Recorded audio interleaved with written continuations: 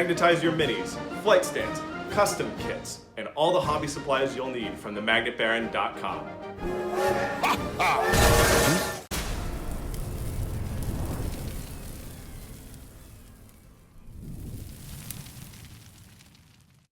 Hello and welcome to the YouTube channel for Craft World, Eldar.com. I'm Brent, and this is the unit focus video on warp spiders. In these unit focus videos, I talk about what the unit is, its role on the table, obstacles to using it effectively, and how best to play around those obstacles. Last week, I made one of these videos about banshees, and like in the banshee video, I will be focused predominantly on helping newer and intermediate players get up to speed with the most competitive ways to use spiders, and I might have less to offer to you tournament veterans who already have 25 reps in with your flicker jumpy aspect arachnids at GTs. But you're certainly welcome to listen to also.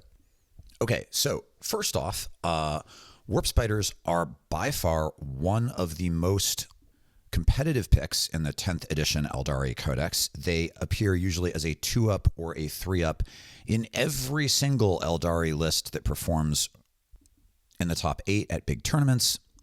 And there are, broadly speaking, two reasons for this. One is that warp spiders are hands down the fastest, most maneuverable infantry unit in the whole game, in all of 40k. Because of the flicker jump ability, there is no faster and more maneuverable infantry unit, which means they are better at scoring secondary objectives than any other infantry unit in the game. With the ability to make a normal move of 24 inches, sometimes on top of other movement shenanigans, warp spiders are a unit that can often be in an opponent's deployment zone on turn 1.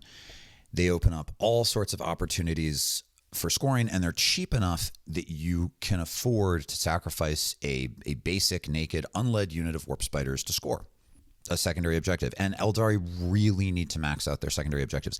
The hardest thing about playing Space Elves in many editions, certainly in this edition, is getting to where we need to be on primary objective scoring, right? It's very hard to max out your primary points, which means you pretty much need to get all the way there on your secondaries. So for you newer players, there's a deck of cards that tells you how to set up the board and where the primary objectives are, and then you have to do stuff to score secondaries that involves usually having units in particular places on the board and not doing anything else except for doing this mission so they don't shoot or whatever.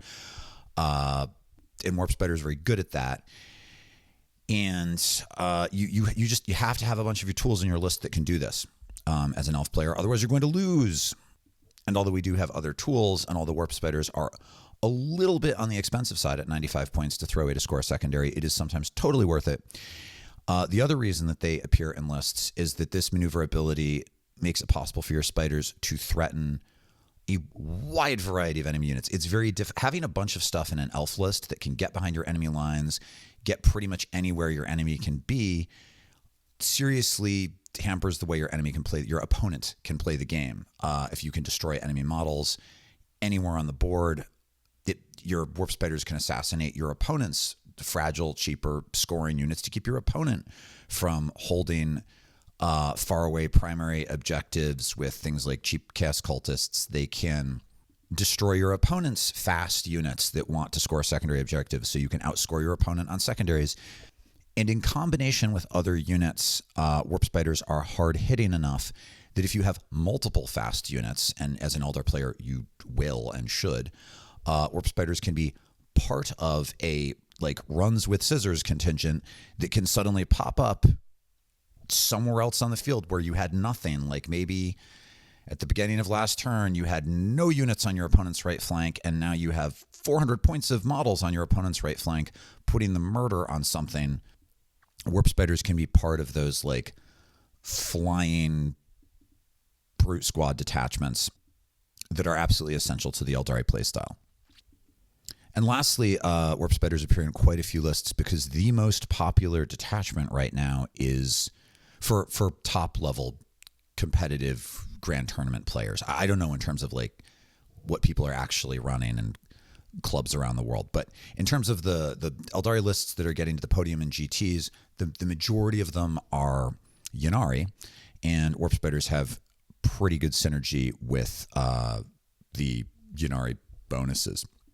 So Warp Spiders are a secondary scoring unit that also prevents your opponent from scoring with fragile units by being just a very powerful counter to unsupported enemy scoring units, and also are a pretty good combat unit in combination with other stuff, that being sort of a key caveat here. I will also in this video talk about whether or not you might consider having your Warp Spiders led by one of the two leader options, one being an Otarch Wayleaper and the other being the Phoenix Lord. The Warp Spider, when I made the initial Codex review video, I thought that the Phoenix Lord was going to be, for Warp Spiders, like many people, in my defense, many people thought that the Warp Spider Phoenix Lord would be basically a default include in the majority of Eldari lists. One of the reasons that hasn't happened is that the majority of Eldari, really like competitive Eldari lists, are Yinari lists, and they can't use the Phoenix Lords. It's also true that although Leacus does appear in some lists that do very well in GTs, there are a bunch of Phoenix Lords that are good and other leader characters that are kind of wrestling for that slot. So some percentage of the time in non-Yinari lists, the Phoenix Lord is making it in, but it's definitely not something you have to do. But I will make an argument for why it is good if it fits. But you definitely don't need to run Warp Spiders with leaders. They do very well on their own. And in some ways, because of the role we're using them in, I'll talk about why it makes sense to have a number of naked Warp Spider units, even though those leader characters are quite powerful. They fundamentally change the role of the unit in the list, and we'll talk about how that works. Okay, let's look at the data card. So Warp Spiders, they're aspect warriors. They have a 12-inch move, so they are the fastest infantry aspect warriors. And you might be saying, but Brent, you said that they were the most maneuverable unit in the whole game. What is this 12-inch move? I will get there. They are toughness 3. They have a 3-up save, so they have the heavy aspect armor. Very nice. They have a 5-up invulnerable save. They have 1 wound, except the Exarch, of course, has 2, because that's how Exarchs work, with their 6+ leadership and their 1-up OC, as per usual, as you usually do in this situation as an aspect warrior. And each Warp Spider comes default with a Death Spinner. Ooh. Death Spinners have really cool lore, too. They're one of these monofilament weapons that fires like a razor sharp wire into its target that then sort of like whips around and hollows it out. It's pretty gross. But if you play 40k, you might be the kind of weirdo that thinks gross is cool. So on the data sheet, the Death Spinner has a 12-inch range, has D6 attacks. It doesn't have a ballistic skill because it has Torrent, so it's auto-hitting and ignoring cover. Strength 4, -1 AP, 1 damage. So this can be a little bit swinging with the D6 attacks, but at least all of the regular Warp Spiders are going to be running around with Death Spinners. So a squad of these things will generally be putting out 4d6 shots, which are auto-hitting. And because they're auto-hitting, it's a bit like having a third again as many attacks, but only hitting on a 3-up. It's easy to overlook how good Torrent is. It's also nice that Torrent is a workaround for penalties to hit. And of course, it also lets spiders auto-hit on Overwatch, which is super powerful because you can get them really close. You can easily get them into positions on the board where they can trigger Overwatch. For your new players, Overwatch is a 1 CP stratagem that anybody can use that lets you make a shooting attack in your opponent's movement or charge phase. Normally you only hit on 6s, but with Torrent weapons, you auto-hit. So Torrent weapons are generally the best Overwatch weapons. And so the Death Spinner's really good. The -1 AP is solid, but on top of ignores cover, because so much stuff in this game has cover. It's almost like having -2 AP. So this is a pretty efficient shooting weapon. It initially looks like it's roughly equivalent to a Shuriken Catapult with the Strength 4 and the -1 AP. But with ignores cover and auto-hitting, well, I guess auto-hitting is just number of shots. But with ignores cover, it's like a little better than a Shuriken Catapult, and you end up putting out quite a lot of fire. And then the Exarch has some just great options, which I'll talk about in a moment. But before I do, let's talk about Flicker Jump, because Flicker Jump is really the thing that gives Warp Spiders their special sauce. So the Flicker Jump ability is used in your movement phase, and the way it works is when the unit is selected to make a normal move, you don't have to, you may choose to make a Flicker Jump. If you do, the movement characteristic on the datasheet changes from 12 to 24. Now, this is incredibly powerful because it is a normal move. This unit is still eligible to perform an action. So warp spiders can move 24 inches and still do an action, which opens up especially all kinds of early game scoring opportunities that most armies simply can't accommodate. It's just Eldar are much better at secondary objectives than most armies. Now, when you use Flicker Jump, there are two caveats. One is unless they're being led by the Phoenix Lord, you may not charge after Flicker Jumping. So if you're like, haha, normal move, 24 inches, then charge. No, not unless you have the Phoenix Lord. The other limitation is, and if you are going to include the Phoenix Lord, by the way, you're going to be doing that. Like, you're totally redefining what the warp spiders do for you if you make that choice. The other caveat is when you make a Flicker Jump afterwards, because the way the lore for warp spiders is cool. They're like disappearing into the warp, moving in the space in between spaces, and then coming out somewhere else a fraction of a second later. But the warp is a terrifying hellscape of pure possibility and emotional energy turned demonic ocean of death. And it's possible that some of your warp spiders just get gobbled up by Slanesh that 1 second where they're not on the battlefield. And so you roll a d6 for every model in the squad, and every one that you roll deals a mortal wound. You could, if you just roll one mortal wound, take it on the Exarch, who has 2 wounds. Now you then have to take any additional damage on the Exarch, because that's so then the Exarch becomes like the first up model for death, and the Exarch is probably going to have the best weapon, so it's a trade-off. Or you could lose a warp spider. Generally speaking, though, it does make sense to, if you take the 1 mortal wound, which is kind of the statistical average, you take it on the Exarch so you don't lose a model. And every now and then you get savagely unlucky and you roll 2 ones. I think I've rolled 3 before, and it's sort of laughable. But they can still perform their secondary, and that also doesn't happen that often. And you are generally using these things to either perform actions or to be in places on the board when you're doing the long bomb Flicker Jump, and to be in places on the board to help you score. And they still do that just fine if they take a couple of mortal wounds from Flicker Jumping. Now, it's also worth noting that warp spiders are infantry, so they can move directly through buildings. And they also have the fly keyword, so they can move over enemy infantry.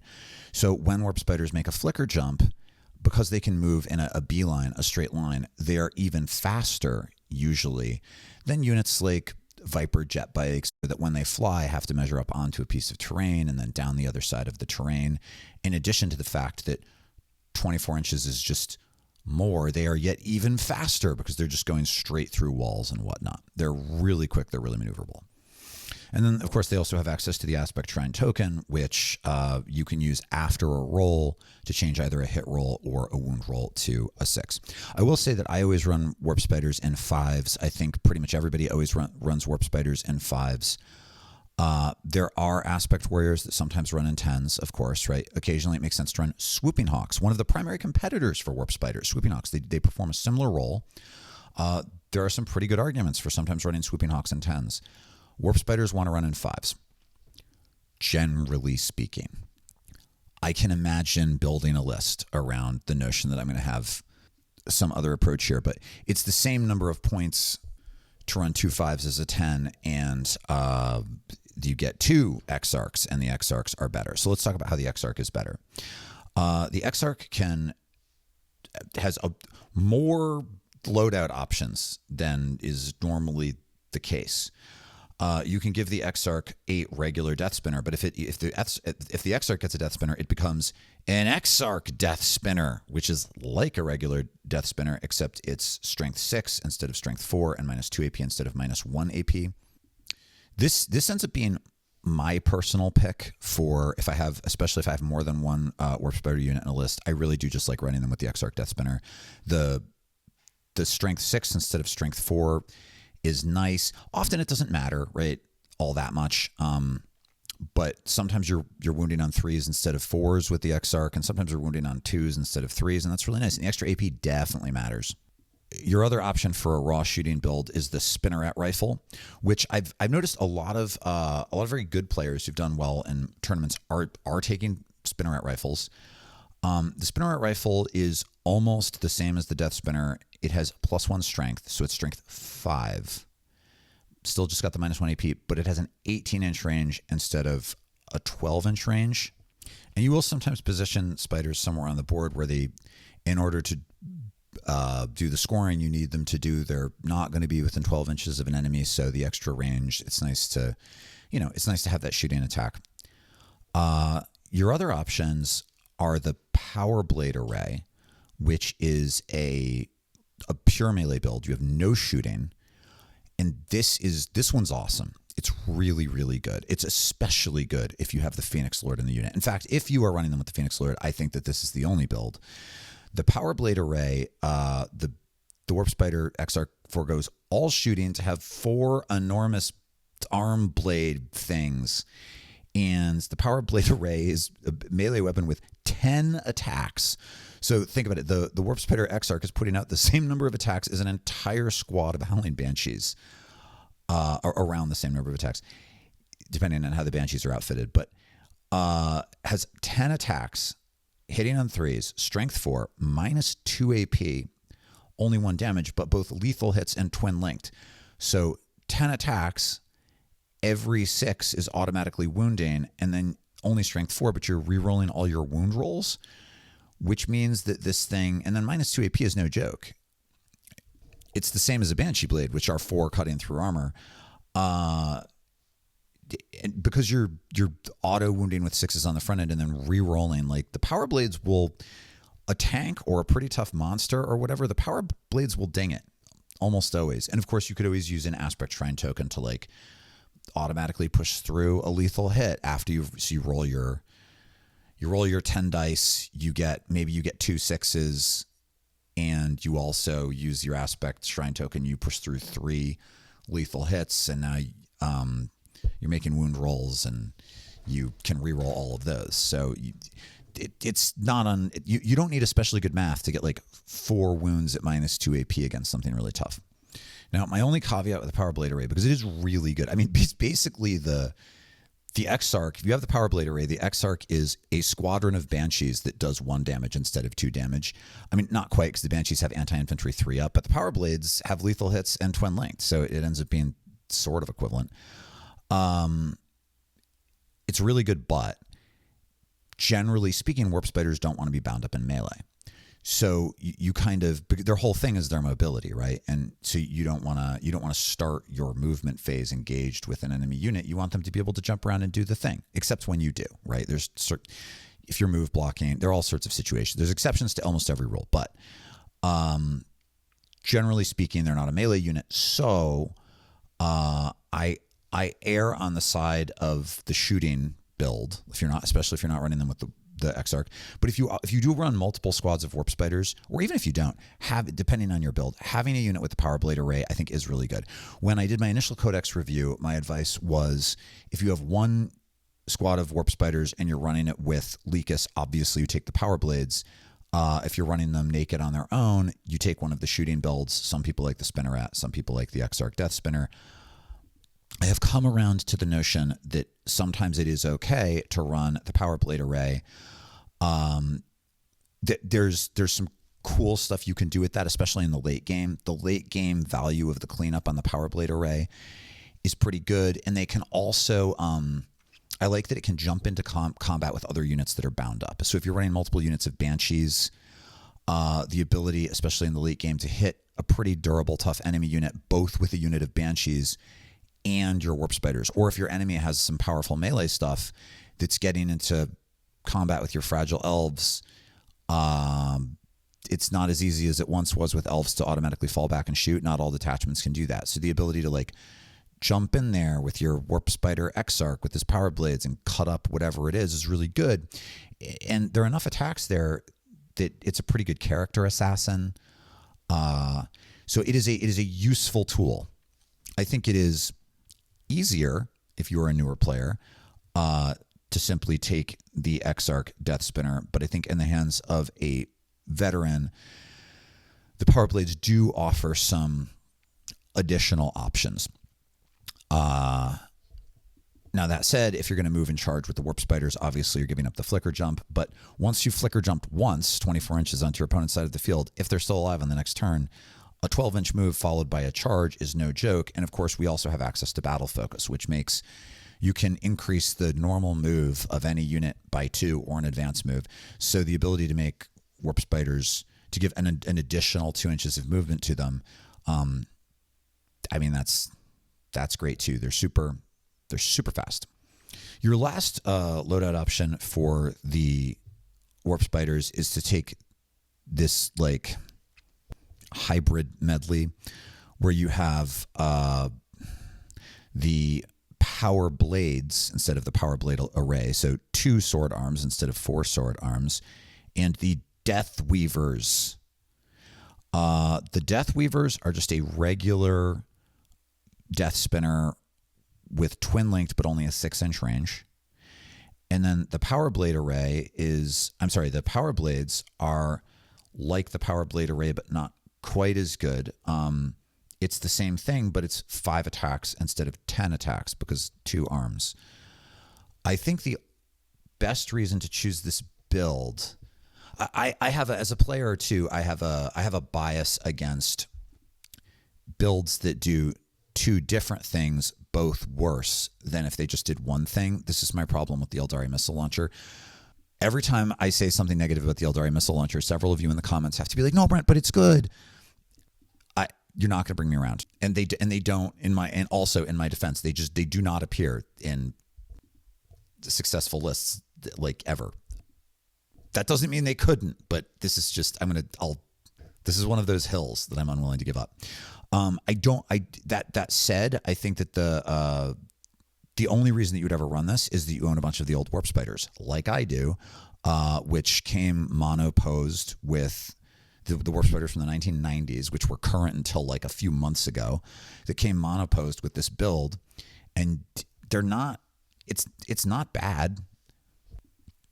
It's just both worse at shooting and worse at fighting, and because they can't flicker, jump, and charge unless they have Leacus, it's tough to get the benefit of both those weapons in the same turn. So it's like you either have worse shooting than you could or worse melee than you would.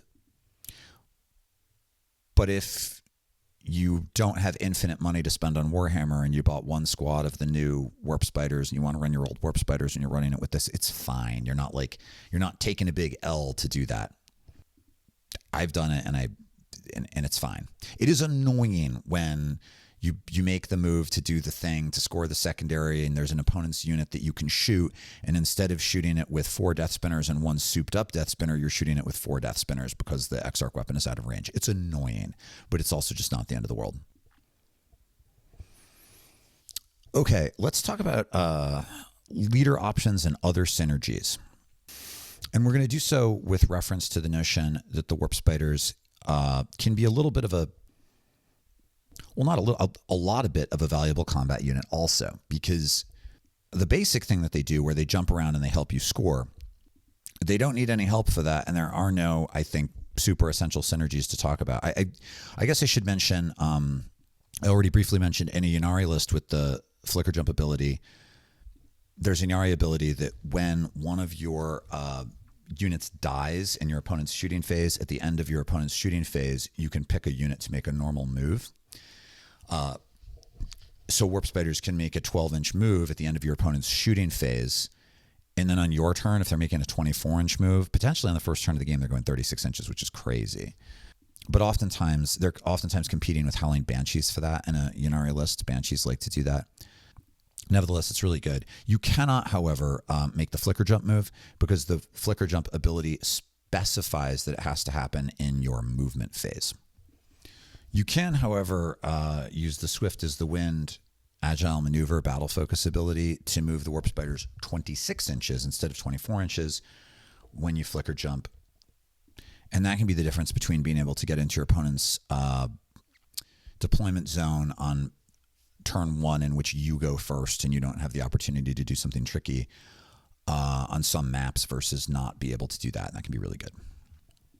Okay, let's talk leaders and fighty warp spiders. Warp spiders also is a combat unit. So, as I already said, the majority of warp spiders in lists that are doing well are not running with leaders. In my Banshee video, I said if you're running one unit of Banshees, I think you definitely want to run it with an Otarch. And there's a solid argument for running all of your Banshees with an Otarch. And Jane Zara is defensible, although kind of an outlier choice. Warp spiders, on the other hand, almost always appear without a leader, when you add the leader, you so significantly increase the cost of the unit that it stops being this relatively disposable scoring piece that can multi-class into damage dealing, and instead becomes a piece that's like a damage dealer that can multi-class into scoring. So you're changing the role of the unit on the table. A unit of Warp Spiders is 95 points. 10 points more than these similarly rolled Swooping Hawks. But throw an Otarch with a jump pack in there, and the whole squad's 175 points, which is no joke. Throw Leacus in there, and it's 205 points. I'm sorry, 215 points, which is really no joke. That's a really expensive tool, which I think is the reason why we haven't seen as much of the Phoenix Lord as I initially expected. It hurts a lot to lose that scoring piece, and the only way for it to be survivable really is to be used in combination with kind of overwhelming force in one part against one part of your opponent's army. But we'll talk about the Otarch first. So including an Otarch in the model in the unit does a couple things for you. One, it just significantly improves the damage output of the unit. If you are throwing an Otarch in, there is a right answer for what to equip the Otarch with, which is nice. So you give the Otarch the Dragon Fusion Gun and the Starglaive, and obviously this is an Otarch Wayleaper, so it's either modeled, with a jump pack or with Swooping Hawk wings. And if you were playing Eldari before the Codex dropped, you own an Otarch Wayleaper with a Dragon Fusion Gun and a Starglaive, because it was one of the auto includes in every single Eldari list before. So you probably own this model. And I think if you're going to do this, it makes a lot of sense to choose the Power Blade array on the Exarch, because what you're doing is you're turning the squad into a really fast-moving, true hybrid shooting, fighting unit, because you get all those attacks with the 10 attacks with in melee with the Exarch, with both lethal hits and twin linked to the -2 AP, and then the Otarch with the Starglaive is bringing 4 attacks, hitting on 2s, strength 6, -3 AP, flat 3 damage, which means you can charge something pretty big and tough and use the Aspect Shrine token to automatically wound it with the Starglaive with -3 AP, flat 3 damage, and then maybe you get through another hit with the Starglaive, and then the Power Blades with their lethal hits and their twin linked should push some wounds through, and you could potentially do, I don't know, reasonably reliably between 5 and 8 wounds to something super durable. But the Otarch Wayleaper also comes with the grenade keyword. So you can use Swift as the Wind to move 14 inches with this whole unit to get kind of close to something. Spend a CP. Oh, and on the Otarch Wayleaper, every time you spend use an agile maneuver with the unit, you roll a d6, and on a 3-up, you get the point back. So you move 14 inches with the unit. You roll a d6, or 16 inches with the unit, because you get +2 from agile maneuvers. So the unit can move 16 inches. Okay, stop. The Otarch Wayleaper, is a 14-inch move, and the Warp Spiders move 12. So the Otarch Wayleaper is moving 16 inches. You have to obviously keep it within 2 inches of other models in the unit, but you can cheat the movement a little bit. So it ends up being more like a 15 to 16-inch move. On a 3-up, you get that fate dice back point, that fate die point back. And then you can throw a grenade for 0 CP, because the Otarch Wayleaper also has the normal Otarch ability, which lets you use a stratagem for 0 CP, and roll 6 dice and do an average of 3 mortal wounds to a target. And then you can shoot it with not only the Death Spinners, but the fusion gun. And you could potentially use the Aspect Shrine token then to push through the hit from the fusion gun if it's against something that's really tough that the fusion gun is not likely to wound. And then you can charge, and then you've got this really powerful melee profile. Also, the ability to throw this unit with the Otarch into combat with something like your Banshees are already in combat with, or to assassinate a powerful enemy character or whatever, is really good.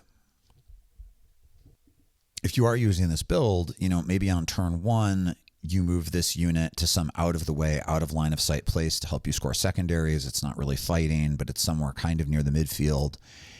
And then in the mid to late game, it gets really aggressive. The problem with it is that it is expensive enough that it can be a little bit hard for it to trade up. Trading up means you kill something and you die as the cost of killing it, but you killed something more expensive than the unit that you lost. But at 175 points, this is a pretty expensive unit to be a one and done. On the other hand, it works very similarly to the Banshee build with the Otarch, which people are having no problem using effectively at 165 points. I will say that those Banshee combos, they tend to be, unless an opponent is pushing really hard onto your side of the field, they tend to be a mid to late game unit. And I think that if you're to use this build, you'd want to use it the same way. So you're not just trading it right out of the gate because it is expensive. And it works well in combination with things like those Banshee units in one place on the board, a place on the board where your opponent has valuable, reasonably powerful models, but is not a place on the board where your opponent can immediately bring enough force to bear if they lose what they have there to counter your flank. Like the ideal flank in Warhammer is where you blow a hole in a part of your opponent's army where, because they've lost those models, they no longer have the resources to respond, which can be hard as an elf player because our models are so fragile. It doesn't take like a lot of resources to respond, but nevertheless. So this is a totally solid way to use Warp Spiders. I think it's highly competitive. I think the only reason we haven't seen more of it is that the Banshee build is 10 points cheaper, and the Banshees do flat 2 damage instead of the 1 damage on the Power Blade array. But that said, the Banshees don't multiclass into secondary scoring as well as the Warp Spiders, nor can they reposition with a 24-inch move. Nevertheless, I think that this is a build that has a little bit more potential than we've seen realized so far since the Codex dropped a few months ago. It's pretty good. Now, if you instead choose to add the Phoenix Lord to the squad, you massively increased the cost by, 40 points? But also significantly increased both its maneuverability and its damage output. Picking the Phoenix Lord is just this same overall strategy for how to use the unit, like on steroids. You give up the grenade strat, you give up the ability to maybe get a fate die point back, which is like a nice to have, not a thing to actually think about. But in addition to letting the whole squad shoot and charge, as I've already mentioned, Leacus also brings like a pretty badass combat profile. So the Phoenix Lord has the typical Phoenix Lord stat line. It's a 12-inch move because Leacus is a Warp Spider. Toughness 3, 2-up save, 4-up and vuln 5 wounds, 6-up leadership 1 OC. But then there's some weird like synergies here.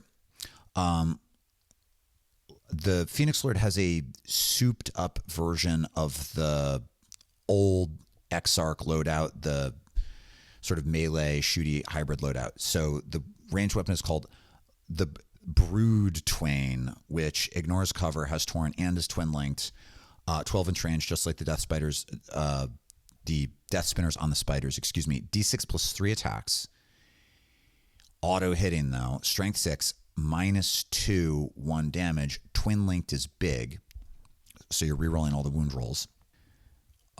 In practice, on top of the shooting attacks that you already have, this is bringing a few more damage. But in addition, Leacus has this Whispering Web ability, which in your shooting phase, after this model has shot, you select an enemy unit hit by one or more of those attacks, and until the end of turn, each time a friendly Eldari model makes an attack that targets that unit, you score critical hits on a 5-up.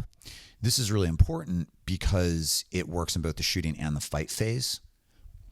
So it means that when your Warp Spiders inevitably charge into melee with the thing, the Power Blades on the Warp Spider Exarch with their 10 attacks that have lethal hits now have lethal hits on a 5-up. And Leacus's own melee loadout also has lethal hits on all 10 attacks which are now also being scored on a 5-up. So it doesn't matter how tough the thing you're attacking is, you're going to have 20 melee attacks into it that are going to automatically wound it on a 5-up. So you're definitely going to push through a bunch of wounds with pretty good AP, with minus 2 AP on all these attacks. But additionally, if you have a unit of 5 warp spiders being led by Leacus, working in conjunction with other fast units like swooping hawks, which they put out like over, if you have the Exarch leading them, over 5 swooping hawks puts out like over 40 shots with lethal hits. And so now you're getting lethal hits on a 5-up. So you drop your 5 warp spiders and your 5 swooping hawks next to some big bad T12 and up super enemy with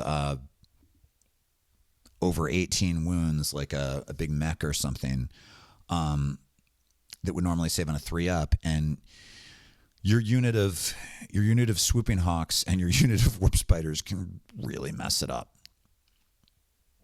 It also helps Dire Avengers trigger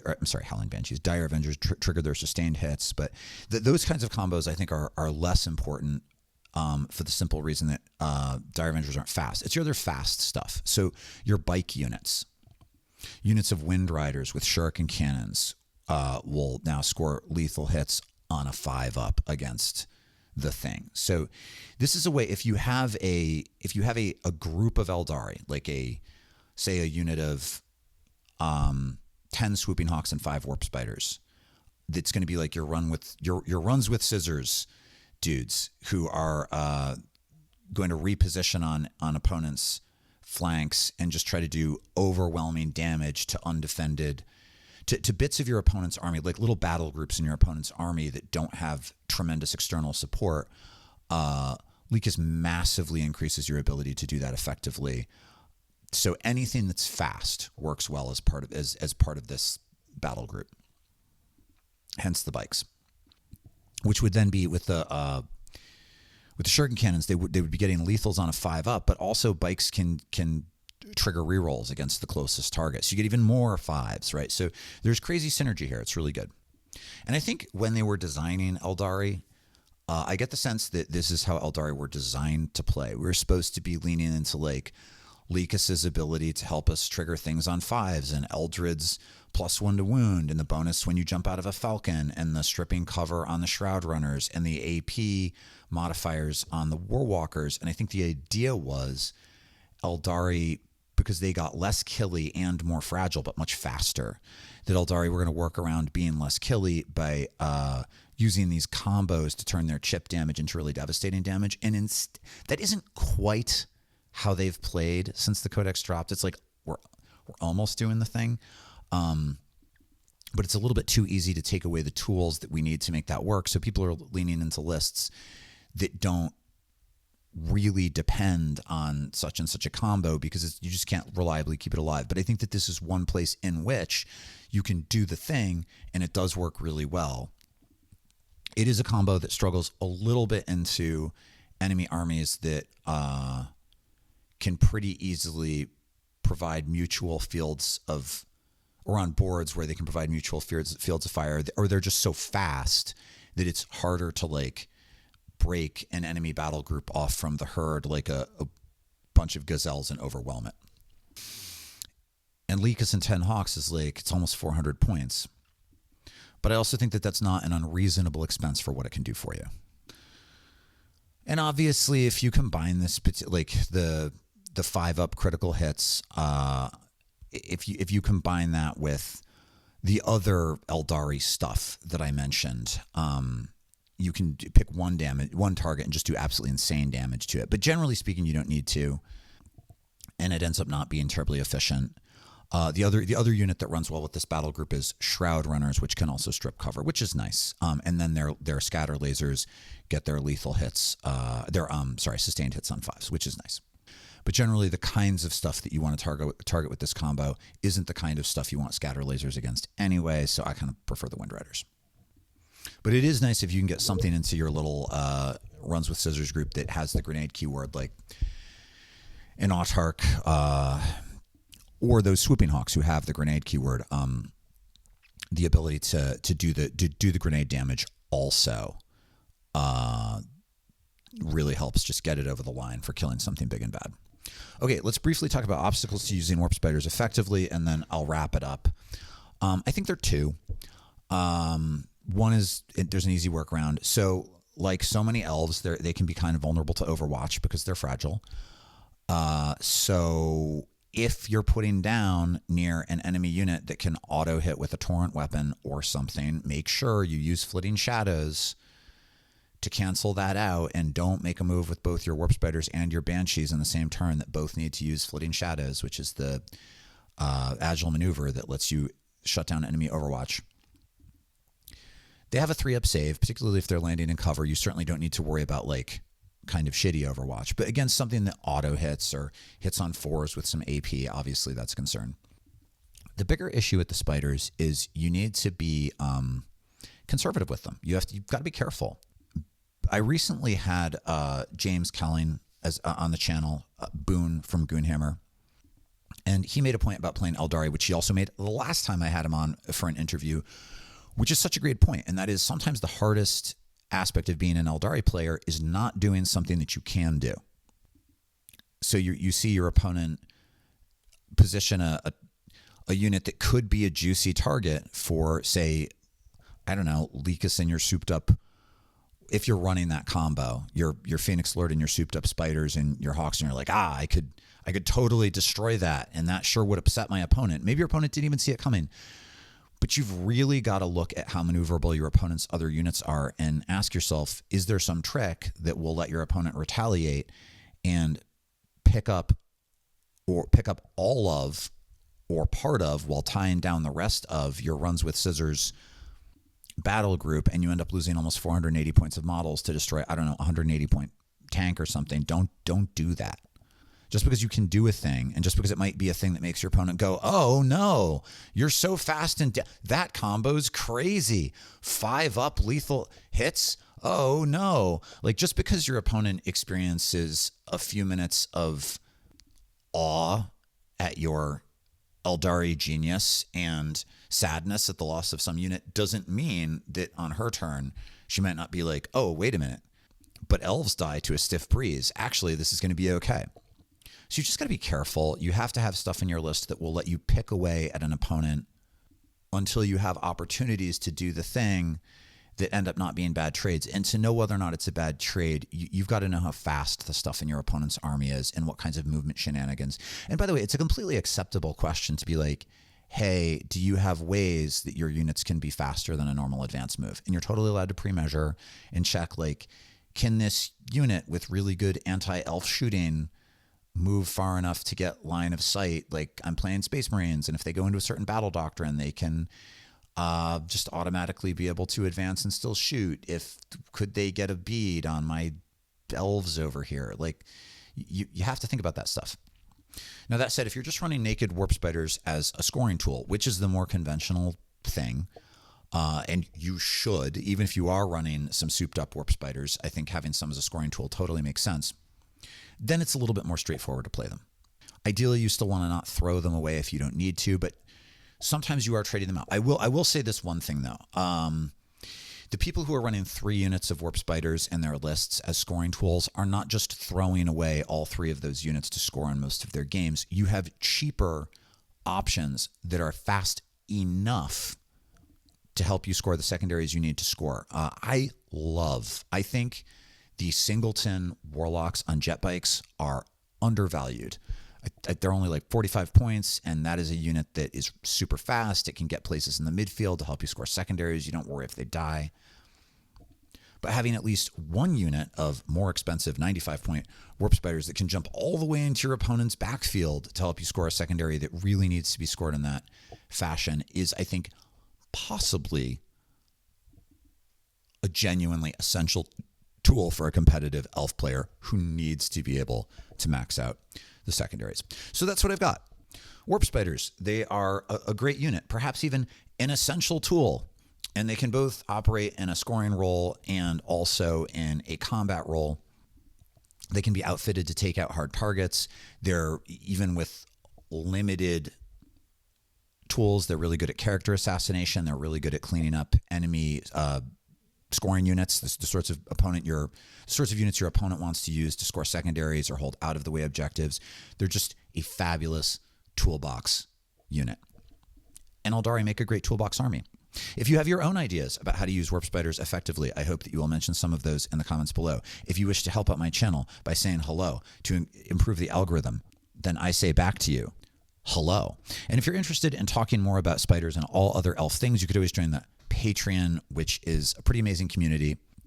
I will link that in the comments, the video description. And special thanks, as always, not only to my patrons, but also to my sponsor, the Magnet Baron. Thank you, Constantine. You help make this possible. Take care. Until next time. Bye.